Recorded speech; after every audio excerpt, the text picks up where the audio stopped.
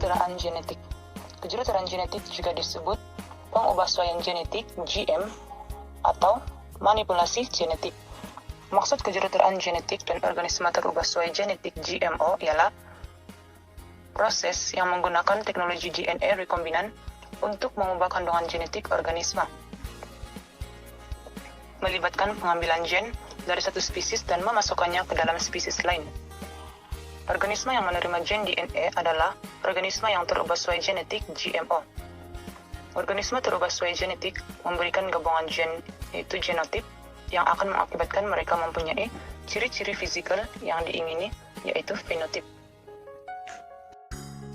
Aplikasi kejuruteraan genetik bagi GMO. Berbagai jenis organisme telah diubahsuai secara genetik. Hal ini menghasilkan penggabungan gen hewan, tumbuhan, bakteria, dan virus yang tidak berlaku di alam semula jadi.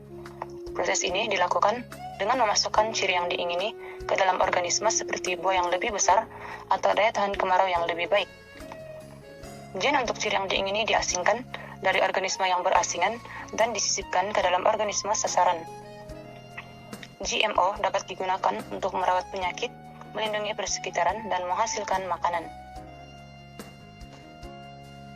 Makanan terubahsuai genetik GMF yaitu makanan yang berasal dari tumbuhan dan hewan yang diubahsuai secara genetik. Untuk mengubah tumbuhan menjadi tumbuhan GMO, gen yang menghasilkan ciri genetik yang diminati akan dikenal pasti dan dipisahkan daripada bahan genetik organisme penerima. Tumbuhan GM pertama kali diperkenalkan ke pasaran pada tahun 1994. Ciri-ciri pengubahsuaian tanaman adalah rintang terhadap penyakit, rintang terhadap herbisid, menghasilkan buah yang lebih besar, dan rintang terhadap serangan serangga. Tumbuhan rintangan terhadap herbisid membolehkan tumbuhan tersebut masih hidup dan hanya dirumpai dibunuh. Padi emas, yaitu beras emas, adalah satu contoh makanan terubahsuai genetik. Ahli sains menambahkan gen kepada pokok liar yang menjadikannya menghasilkan beta-karotina. Ini mengubah warna beras liar menjadi warna keemasan. Nanas merah jambu diubahsuai untuk hasilkan tahap enzim bromelian yang lebih rendah untuk menukarkan pigmen kuning beta-karotina yang dijumpai dalam lobak merah. Jagung BT. Gen daripada bakteria tanah semula jadi dimasukkan ke dalam gen jagung untuk menghasilkan jagung yang rintang terhadap serangga. Kacang soya rintang. Kacang soya bertoleransi diciptakan untuk membolehkan tumbuhan hidup setelah disembur dengan herbisid yang dapat membunuh pokok kacang soya konvensional. Kebaikan penghasilan GMO dan GMF. Tumbuhan dapat tumbuh dengan subur dalam keadaan melampau karena pengaruh persekitaran yang minimum.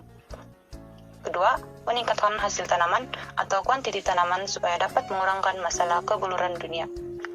Cara ini juga adalah merupakan cara yang lebih pantas dan cukup daripada pembiak-bakaan. Tumbuhan rintang herbisid dapat mengurangkan penggunaan herbisid. Tumbuhan rintangan serangga perosak dapat mencegah penggunaan racun serangga. Keburukan penghasilan GMO dan GMF. Pertama, berupaya mengganggu proses pemilihan semula jadi. Kedua, pemindahan bunga daripada tumbuhan yang mengandungi ciri bertoleransi herbisid mungkin membentuk superweed, yaitu rumpai yang rintang herbisid. Ketiga, bunga yang dihasilkan oleh tumbuhan terubahsuai genetik boleh menjadi toksik dan membahayakan kepada serangga, seperti lebah yang memindahkannya bunga di antara tumbuhan. Keempat, benih tanaman GM biasanya lebih mahal. Kelima, mungkin mengandungi bahan yang menyebabkan alahan pada sesetengah individu atau bahan toksik yang tidak diketahui. Akhir sekali, mendorong pemilihan spesies serangga perusak yang berintangan.